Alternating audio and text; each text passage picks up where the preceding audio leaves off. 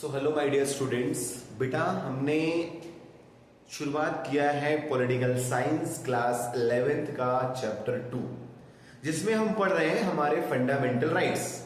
अभी तक हमने बात किया था राइट टू इक्वलिटी का। राइट टू इक्वलिटी के बाद बेटा जो हमारा नेक्स्ट राइट है वो हमारा आर्टिकल 19 से लेकर 22 तक है राइट टू फ्रीडम। इसके अंदर क्या क्या चीजें आती हैं इसको एक बार हम फटाफट कर लेते हैं।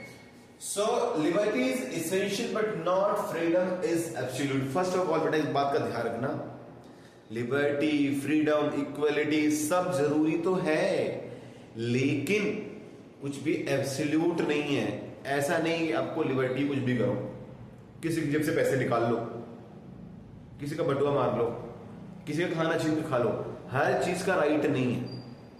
मतलब हर चीज पे रीजनेबल रिस्ट्रिक्शंस है। अब हम बात कर रहे हैं बेटा, चलो शुरू करते हैं। आर्टिकल 19 से शुरुआत करेंगे हम ना कि अब राइट टू फ्रीडम के अंदर क्या क्या आता है। तो इसमें देखो, असेंबली पीसफुल विदाउट आर्म्स। तो बेटा ये हमारा राइट है कि हम पीसफुल असेंबली कर सकते हैं विदाउट आर्म्स, हथियार कट्टा बंदूक लेके नहीं, सिंपल तरीके से हम असेंबल हो सकते हैं। वो हो सकता है किसी चीज को लेके हमारा कोई फैमिली फंक्शन हो सकता है कि हम किसी चीज को प्रोटेस्ट के लिए जो है असेंबल हो सकते हैं, हो सकता है किसी चीज की डिमांड के लिए हम जो है इकट्ठा हो सकते हैं। तो पीसफुल तरीके से असेंबल होना है। बट इसमें भी सरकार, इसमें भी बहुत सारे रीजनेबल रिस्ट्रिक्शंस हैं। अगर आर्टिकल आपने सुना होगा कि धारा 144 144 लग गया है, तो 4 से ज्यादा लोग, 3 या 3 से 4 से ज्यादा, 4 लोग इकट्ठा है, उससे ज्यादा लोग नहीं हो सकते। तो रीजनेबल रिस्ट्रिक्शन यहां पर भी है, इस बात का ध्यान रखना है। फॉर्म एसोसिएशन इन यूनियन, अगर आपको लग रहा है कि मुझे कोई यूनियन बनाना है, ट्रेड यूनियन, सोसाइटी का कोई ग्रुप ये बनाना है, या कोई एसोसिएशन बनाना है, कोई पार्टी बनानी है, कोई सोशल ग्रुप बनाना है, कोई ऑर्गेनाइजेशन बनाना है, कोई रिलीजियस ग्रुप बनाना है, तो आप उसको फॉर्म कर सकते हो। बट याद रखना है कि वो लॉफुल होना चाहिए। ऐसा नहीं कि आप लश्कर तोयबा बना रहे हो, ठीक है ना, हिजबुल मुजाहिदीन बना रहे हो, वो अलाउड नहीं है। जो पीसफुल तरीके से चीजें की जा सकती हैं वो अलाउड किया गया है।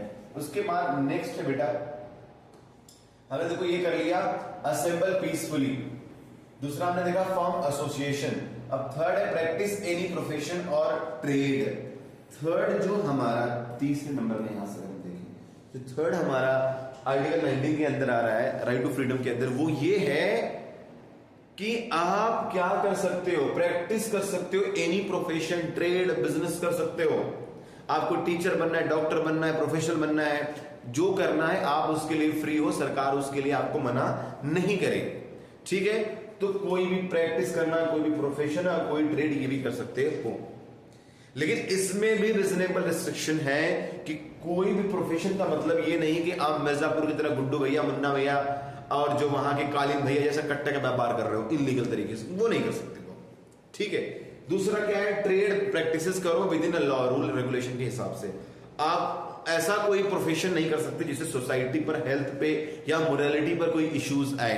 आप अफीम की खेती कर रहे हो या कोई ऐसा एरिया जहां पर कुछ इलीगल काम हो रहा है, ठीक है ना, उन चीजों को आप नहीं कर सकते हो। नेक्स्ट है move freely through out the India. आप इंडिया में कहीं भी फ्रीली मूव कर सकते हो, ये आपका राइट टू फ्रीडम है। मुझे महाराष्ट्र में रहना था, मैं दिल्ली आया, मुझे बहादुरगढ़ रहना है, मुझे यूपी जाना है, मुझे बंगाल जाना है, मुझे तमिलनाडु जाना है, मुझे कोई रोक नहीं सकता है। मैं इंडिया के किसी भी पार्ट में जाकर क्या कर सकता हूं, प्रोफेशन कर सकता हूं, रूल रह सकता हूं, रिसाइड कर सकता हूं, बच सकता हूं, इसका मुझे राइट है, ठीक है। तो freely through out the country move कर सकते हैं। जो लोग बोलते हैं ना कि आप यहां से चले जाओ, ये तो आपका स्टेट नहीं है, तुम इस लैंग्वेज में बात करो, तुम्हें मराठी मध्ये बोला, तुम्हें हिंदी मध्ये बोला, कुछ नहीं चलेगा। हम किसी भी स्टेट में जाके रह सकते हैं, ये हमारा फंडामेंटल राइट है।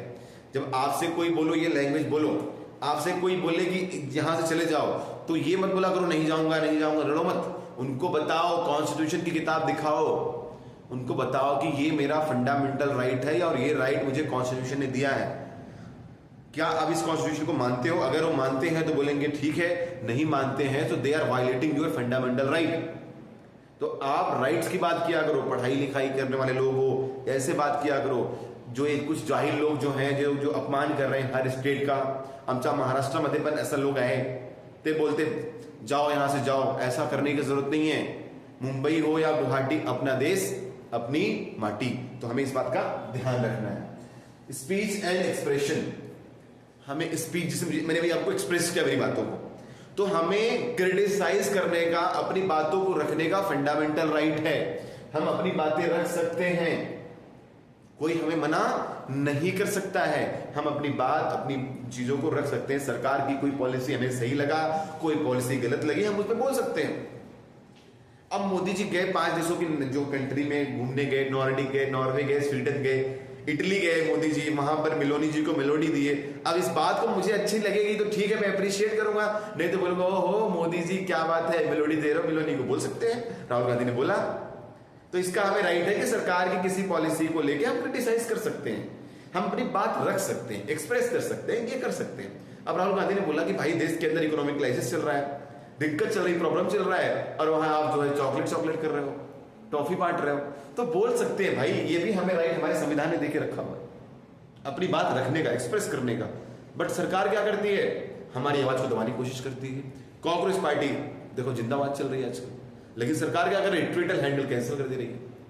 तो ये क्या हो रहा है, सिटीजन के राइट पे एक तरीके से उनके राइट्स को, उनके राइट को दबाने की कोशिश की जा रही है। फ्रीडम, आप देखो मीडिया की फ्रीडम इंडेक्स में हमारा नंबर क्या आ रहा है, 158, 157 है 180 कंट्री में से। इतना बुरा हाल है कि हम अपनी बात रख भी नहीं सकते। देखो मैं रख रहा हूं, ऐसे आप भी बातों को रख सकते हो। तो ये सारे राइट जो है बेटा, ये राइट तो फ्रीडम के अंदर आते हैं, ठीक है।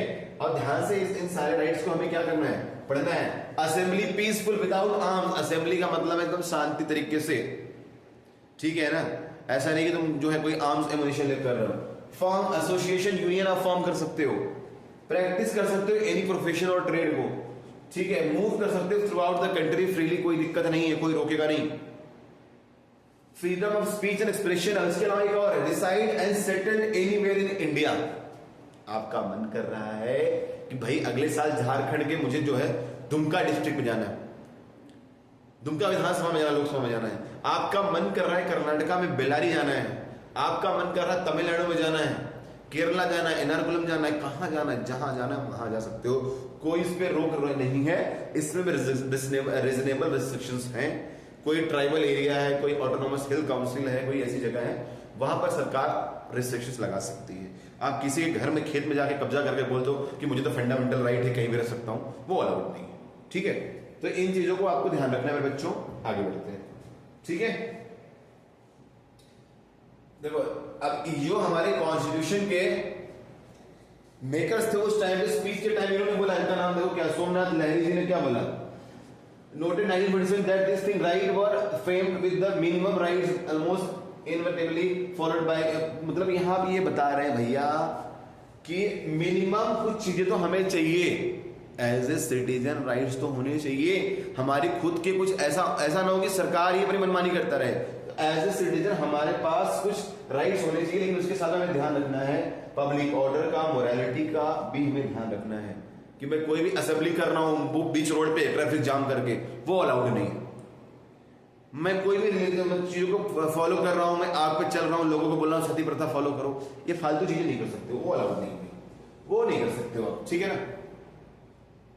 अब देखो यहाँ पे आर्टिकल 921 है, guarantee life, right to life, liberty and human dignity. देखो सारे राइट ना सरकार छीन भी सकती है। आर्टिकल 21 एकमात्र ऐसा राइट है कि इवन इमरजेंसी के टाइम पर भी आपसे कोई राइट टू लाइफ नहीं ले सकता, आपको फांसी भी ऐसे नहीं चढ़ा जाएगा।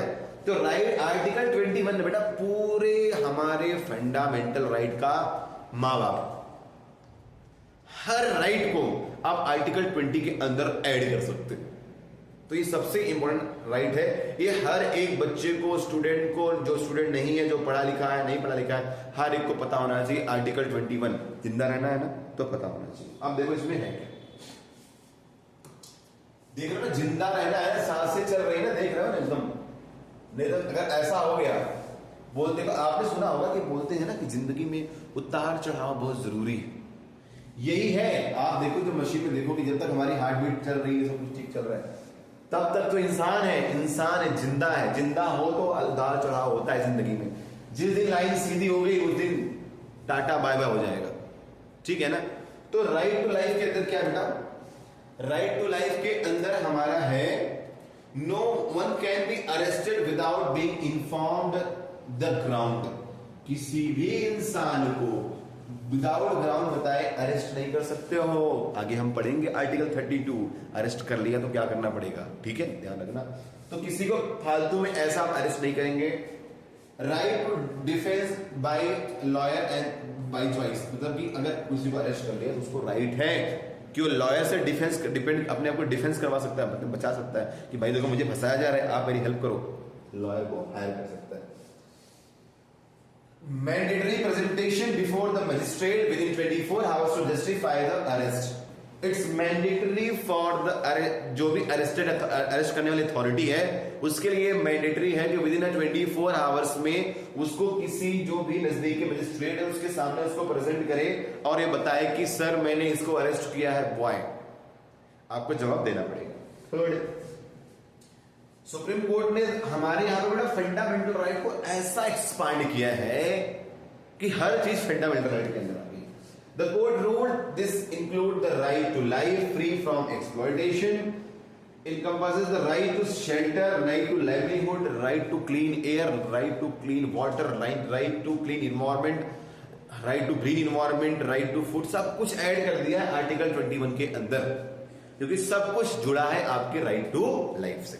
क्लीन एयर नहीं मिलेगी, खराब एयर से आपका हेल्थ खराब होगा, मर सकते हैं, तो क्लीन एयर भी फंडामेंटल राइट का problem. Right to peaceful environment without noise, बीच में इश्यूज हुए थे मदरसा के जो लाउड स्पीकर को लेके, तो सुप्रीम कोर्ट ने बोला कि right to peaceful environment is also part of right to life. Peaceful environment नहीं रहेगा, इंसान का मेंटल दिमाग खराब होगा, टेंशन होगा, एंजाइटी होगी, सुसाइड कर लेगा, तो राइट टू लाइफ का पार्ट है। अभी रिसेंटली आपने सुना होगा कि मुंबई के अंदर एक रोड था जिसपे म्यूजिक बजता था, और म्यूजिक में भी देखो हमारे यहाँ बवाल चल गया कि भाई म्यूजिक हिंदी क्यों बज रहा है, मराठी क्यों नहीं बज रहा है। आप देख रहे हो और कोई काम नहीं है, बज रहा है ना। तो जो म्यूजिक बज रहा था बेटा, उसको लेके जो वहां के आसपास के सोसाइटी वालों ने बोला कि भाई रात को लोग गाड़ी लेके जा रहे हैं और उसमें वंदे मातरम बज रहा है, ठीक है।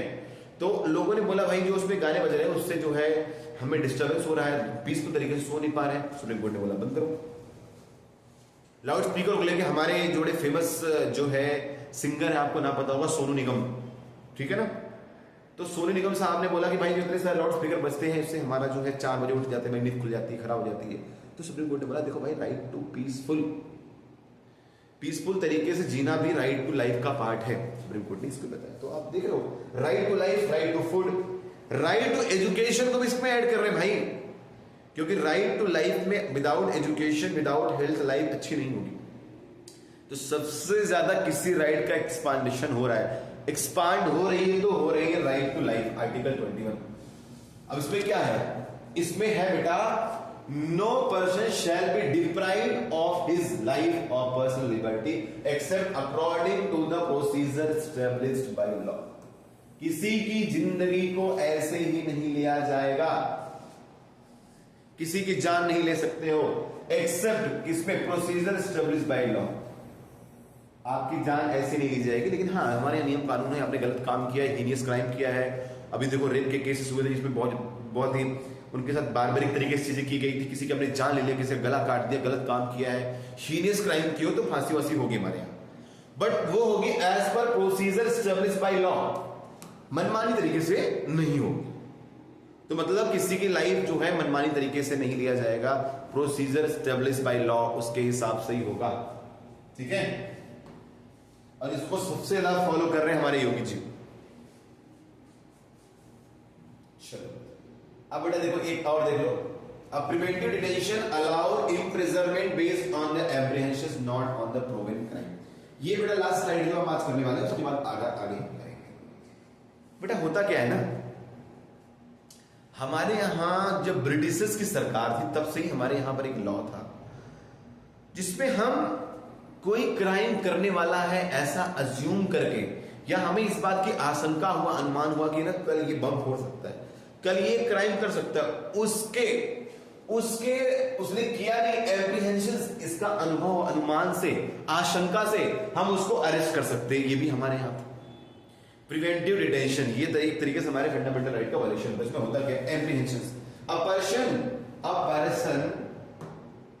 अब पर्सन को क्या किया जा रहा है, देखो ध्यान से, detain because the government classifies them as a threat to the law and order, peace और नेशनल सिक्योरिटी। अब गवर्नमेंट ने सोचा कि भाई ये क्या है, ये देश के लिए लॉ ऑर्डर नेशनल सिक्योरिटी के लिए खतरा है, प्रिवेंटिव डिटेंशन में रख दो। अभी देखो उनको रखा था, क्या नाम था उनका, सोनम वांगचुक करके, जो लद्दाख के थे। 6 महीने जो है, साल भर सरकार लगा रही है प्रिवेंटिव डिटेंशन के नाम पे कि ये लॉ एंड ऑर्डर खराब कर सकते हैं। This detention without normal legal procedure can only be extended for the maximum of 3 months। इसमें भी बोल दिया है, ऑर्डर है कि मैक्स टू मैक्स 3 महीने तक किसी को प्रिवेंटिव डिटेंशन में रख सकते हो, उसके बाद आपको मजिस्ट्रेट के अंदर लाना पड़ेगा। भले लॉ बना दिया आपने, ठीक है, 3 महीने तक चीजों को कंट्रोल कर लो, कुछ तो देखो हमें राइट्स सरकार को देना पड़ेगा, क्योंकि हमारे यहाँ कुछ ऐसे नालायक लोग भी है ना जिनको प्रिवेंटिव डिटेंशन चाहिए होगा। हम सरकार इंतजार नहीं कर सकते, आप बम फोड़ो फिर आपको अरेस्ट करेंगे, कितने लोगों की जान चली जाएगी। प्रिवेंटिव डिटेंशन जरूरी है, लेकिन जब तक कि सरकार उसका मिसयूज नहीं करे अपने अपोनेंट को अरेस्ट करने के लिए। थर्ड, एक्सटेंड कर सकते beyond 3 month, the case must be brought before the advisory board of. अब 3 महीने का प्रिवेंटिव डिटेंशन तो आप कर सकते हो, 3 मंथ का आप कर सकते हो, लेकिन आपको याद रखना पड़ेगा कि उसको एडवाइजरी बोर्ड के सामने आफ्टर 3 मंथ जो है लाना पड़ेगा। Context note, while intending to stop the supervise this local tool create direct tension with personal liberty and highly susceptible to the government misuse। अब देखो ये तो दे दिया गया है सरकार के थ्रू कि भैया सरकार को एक टूल दिया गया है इमरजेंसी में काम करने के लिए, लेकिन ये बहुत ही कंट्रोवर्शियल टूल है प्रिवेंटिव डिटेंशन। ये हमेशा कॉन्फ्लिक्ट बना रहता है जुडिशरी, अपोजिशन और सरकार के बीच में। सरकार बहुत सारे लोगों को अरेस्ट कर लेगी, बोलेगी हमारे देश के लिए खतरा है, और एक्चुअल में देश के लिए खतरा नहीं रहते, उस सरकार के लिए, उस पॉलिटिकल पार्टी के लिए खतरा रहते हैं। पर सरकार क्या बोलती है, ये नहीं देश के लिए खतरा है। आजकल दिक्कत देश में बेटा यही है कि जो गवर्नमेंट के लिए खतरा है, किसी पार्टी के लिए दिक्कत कर रहा है, उसको बता देते हैं देश के लिए खतरा है, ये देशद्रोही है। ये हमें देखना पड़ेगा, एज ए अवेयर सिटीजन हमें ध्यान रखना पड़ेगा कि क्या जो बात सरकार बोल रही है वो सही है, क्या सच में इंसान देश के लिए खतरा है या किसी लीडर के लिए खतरा है। तो प्रिवेंटिव डिटेंशन के बाद जो बाकी हमारे राइट्स हैं उसको हम कंटिन्यू करेंगे अगले वीडियो में। बेटा आप इस वीडियो को देखो, लाइक करो, सब्सक्राइब करो, फिर मिलते हैं एक नए वीडियो के साथ। धन्यवाद।